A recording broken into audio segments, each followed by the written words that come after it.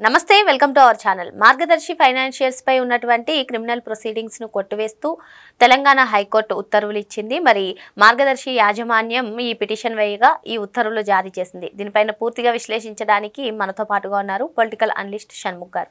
నమస్తే అండి. నమస్కారం అండి. 2008లో మార్గదర్శి ఫైనాన్షియల్స్ పైన ఏదైతే కేసు నమోదైందో ఆ కేసును కొట్టివేస్తూ తెలంగాణ హైకోర్టు నిన్న ఉత్తర్వులు జారీ చేయడం జరిగింది. మరి ఏమంటారు ఈ కేసు గురించి? ఉండవల్లి అరుణ్ కుమార్ గారు మేధావి అని చెప్పేసి చెప్పుకుంటారు కొంతమంది.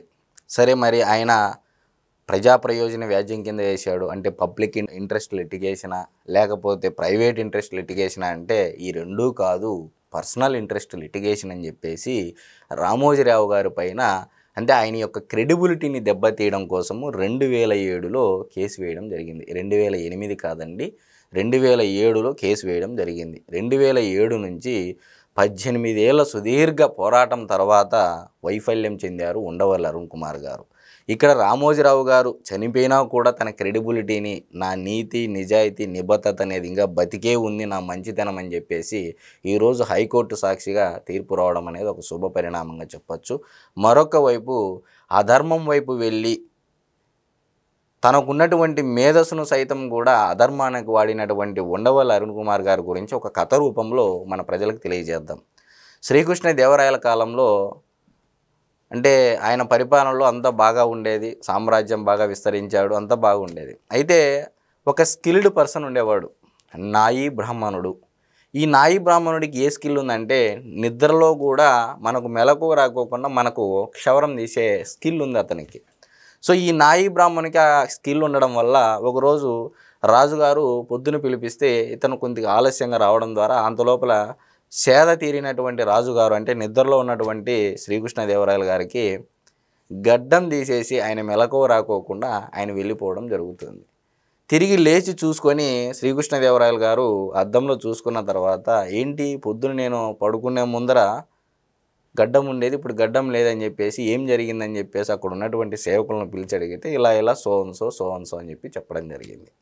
చెప్పిన తర్వాత అతన్ని పిలిపించి నాయీ బ్రాహ్మణుని పిలిపించిన తర్వాత సభకు నీకు ఏమి కోరిక కావాలో కోరుకో నాయనా అని చెప్పి అన్నాడంట. అంటే నాయీ బ్రాహ్మణుడు నుంచి కాస్త బ్రాహ్మణుడిగా మారాలి అని చెప్పేసి ఒక కోరిక కోరాడు ఆ నాయీ బ్రాహ్మణుడు.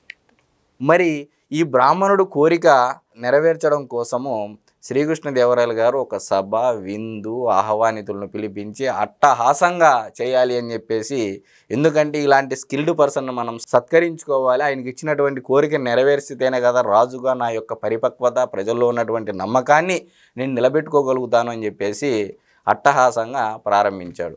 సరే, ఇంకా శ్రీకృష్ణదేవరాయల కాలంలో కళలకు కవులకు ఎంత ప్రాధాన్యత ఉన్నదో అందరికీ తెలుసు. మరి అష్టదిగ్గజ కవుల్లో ఒకరైనటువంటి తెనాలి రామకృష్ణుడు గారు చూస్తా ఇది ఎలా జరుగుతుందని రాజుగారికి డైరెక్ట్గా అడగలేరు కాబట్టి, క్వశ్చన్ చేయలేరు కాబట్టి, ఆయనకి ఎక్కడ కోపం వస్తే ఎక్కడ ఏమి పెడార్థాలు దారి తీస్తాయో ఏమి అనర్థం దాగి ఉంటుందని చెప్పేసి ఒక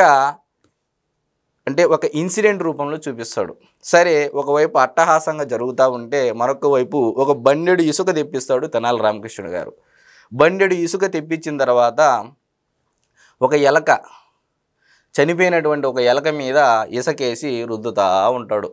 అంటే దీన్ని బట్టి అంటే అది చూసినటువంటి శ్రీకృష్ణదేవరాయలు గారు దూరం నుంచి ఏం చేస్తున్నావు తెనాలి రామకృష్ణ, నీకేమైనా మతిపోయిందా, ఏం చేస్తున్నావు ఇక్కడ, అక్కడ జరిగే కార్యక్రమం ఏంది, నువ్వు ఇక్కడ చేసే పని ఏంది అంటే ఏమీ లేదు రాజుగారు, నల్ల ఎలుకను ఇసుక తోమి తోమి తోమి తోమి తోమి తెల్లగా చేస్తాయాలని చెప్పేసి నా యొక్క బలమైన సంకల్పము పట్టుదల ఉంది, కృతనిశ్చయంతో ఉన్నాను అని చెప్పేసి తోముతా ఉన్నాను. అంటే నేను మాట్లాడుతున్నప్పటికీ కూడా నా సంకల్పం మీదే మీతో మాట్లాడుతున్నా కూడా నేను తోముతానే ఉన్నాను అని చెప్పేసి చెప్తాడు. ఎలా అవుతుంది నల్లగుండే తెల్లగా ఎలా అవుతుందని చెప్పేసి శ్రీకృష్ణదేవరాయలు గారు మళ్ళీ తెనాలి రామకృష్ణుడిని ఒక ప్రశ్న సంధిస్తాడు. చెప్పిన తర్వాత ఉంది కదా ఎలకతో ఒక ఏడాది వేసినా నలుపే కానీ తెలుపు కాదు, మరి మీరు చేస్తున్నది ఏమిటి ప్రభువు, నాయీ బ్రాహ్మణుని బ్రాహ్మణుడు ఎలా చేస్తావు, పుట్టుకతో నాయీ బ్రాహ్మణుడు కదా, మరి బ్రాహ్మణుడు ఎలా అవుతాడు అని చెప్పేసి ప్రశ్న వేస్తాడు. ఇది తెలుసుకున్నటువంటి శ్రీకృష్ణదేవరాయలు గారు ఓహో అని చెప్పేసి అతని మణులు మాణిక్యాలతో వజ్ర వైడూర్యాలతో సత్కరించి, నువ్వు నాయీ బ్రాహ్మణుడు, ఇంకా నీలాంటి నాయీ బ్రాహ్మణులను 1000 మందిని తయారు చేసి స్కిల్డ్ పర్సన్స్గా అని చెప్పేసి ఆ రోజుల్లోనే సత్కరించినటువంటి ఘనత శ్రీకృష్ణదేవరాయలు గారిది. కాబట్టి ఈరోజు ఉండవల్లి అరుణ్ కుమార్ గారు ఆనాడు వైఎస్ రాజశేఖర రెడ్డి గారు హయాములో ఇతను కూడా ఒక స్కిల్డ్ పర్సన్ అనమాట. ఏంటికి? భజన బృందంలో పెద్ద స్కిల్డ్ పర్సను. రాష్ట్రం ఇతని మేధస్సు ద్వారా రాష్ట్రానికి వనగూరినటువంటి ప్రయోజనాలు ఏందయ్యా అంటే, చంద్రబాబు నాయుడు గారు తెలుగుదేశం పార్టీలో ఉన్నారు, ఈనాడు అనేది తెలుగుదేశం పార్టీకి మద్దతు పలుకుతుంది. ఇది ప్రజల్లో ఈ రెండింటికి కట్టుకథ అల్లి బోడిగుండుకి మోగాలకు ముడేసి ప్రజల్లో అంటే ఈనాడు రామోజీరావు గారికి ఉన్నటువంటి క్రెడిబిలిటీని దెబ్బతీయడం కోసము తన యొక్క మేధస్సు వాడినటువంటి ఘనత ఉండవల్లి అరుణ్ కుమార్ గారికి. మరి ఈరోజు పర్సనల్ ఇంట్రెస్ట్ లిటిగేషన్ వేసినటువంటి ఉండవల్లి అరుణ్ కుమార్ గారికి మరి అతను ఈ తీర్పు విన్న తర్వాత సుప్రీంకోర్టుకు వెళ్తాడా? సుప్రీంకోర్టు తర్వాత నేపాల్, బంగ్లాదేశ్, భూటాన్లో లేకపోతే అంతర్జాతీయ కోర్టుల్లో కేసు వేసి మళ్ళీ అక్కడ కూడా పోరాడతాడా అనేది చూడాలి. మరి మహా కురుక్షేత్ర యుద్ధం అనేది 18 రోజుల పాటు సాగితే మన ఉండవల్లి అరుణ్ కుమార్ గారి పోరాటము 18 ఏళ్ల కృషి తర్వాత వైఫల్యం చెందారని చెప్పేసి నేను కూడా చింతిస్తూ ఉన్నా. ఎందుకంటే ఉండవల్లి అరుణ్ కుమార్ గారు తన మేధస్సులో వైఫల్యం చెందారు. ఇక నుంచి ఆదాయానికి గండి పడింది. ఇక జగన్మోహన్ రెడ్డి గారి నుంచి ఏమైనా ఆదాయం వస్తుందా రాదా అనే తర్జనా భర్జనలో మరి నేపాల్కి వెళ్తాడా, బంగ్లాదేశ్కి వెళ్తాడా, భూటాన్కి వెళ్తాడా అర్థం కానటువంటి పరిస్థితి. ఉండవల్లి వైఎస్ రాజశేఖర రెడ్డి అప్పటి నుంచి భజన అంటున్నారు. మరి ఇటీవల కాలంలో ఉండవల్లి గారు జగన్మోహన్ రెడ్డి అరెస్ట్ తథ్యం అని చెప్పి అన్నారు. ఏంటి అసలు? ఇప్పుడు ఏముందండి, ముద్రగడ పద్మనాభం గారు కాపుల నుంచి రెడ్డి కమ్యూనిటీకి మారారు. ఇదంతా నేను ఎందుకు చెప్తున్నానంటే, ఇప్పుడు సద్బ్రాహ్మణ వంశంలో పుట్టినటువంటి పరులకు మేలు చేసేటువంటి బ్రాహ్మణ వంశంలో పుట్టినటువంటి ఉండవల్లి అరుణ్ కుమార్ గారు ఉండాల్సినటువంటి కమ్యూనిటీ అది కాదు. ఆయన ప్రజాక్షేత్రంలో చేయాల్సినటువంటి పనులు ఇంకా చాలా ఉన్నాయి. కాబట్టి ఆయన కూడా కమ్యూనిటీ మార్చుకునే సర్టిఫికేట్ ఏమైనా అవకాశం ఉందా అని ప్రజలు కూడా ఆలోచించే తర్జనా భర్జన అయోమయంలో గందరగోళంలో ఈరోజు ఆంధ్ర రాష్ట్ర ప్రజలు ఉన్నారు, 5 కోట్ల మంది ఆంధ్రులు. కాబట్టి ఇమీడియట్గా నా కోరిక ఏంటంటే, 5 కోట్ల మంది ఆంధ్రుల కోరిక నేను మీడియా ముఖంగా ఉండవల్లి అరుణ్ కుమార్ గారికి చెప్పేది ఏంటంటే, మీరు కూడా ముద్రగడ పద్మనాభం గారి మాదిరిగా ఏమైనా సర్టిఫికేట్ మార్చుకునే అవకాశాలు ఉన్నాయా?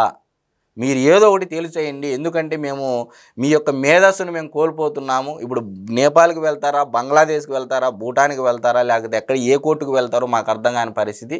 కాబట్టి ఈ భజన అనేది ఇంకా ముగిసింది. ఎందుకంటే మీ యొక్క ఆదాయానికి గండి పడింది అని చెప్పేసి ఈరోజు ఆంధ్రప్రదేశ్ రాష్ట్ర ప్రజలంతా భావిస్తూ ఉన్నారు. 18 ఏళ్ల తర్వాత ఉండవల్లి అరుణ్ కుమార్ వేసినటువంటి కేసు ఏదైతే ఉందో అందులో ఆయన వైఫల్యం చెందారని చెప్పి షణ్ముఖ్ గారు చెప్తున్నారు. మరో అంశంతో మళ్ళీ కలుద్దాం. థ్యాంక్ యూ అండి. నమస్తే.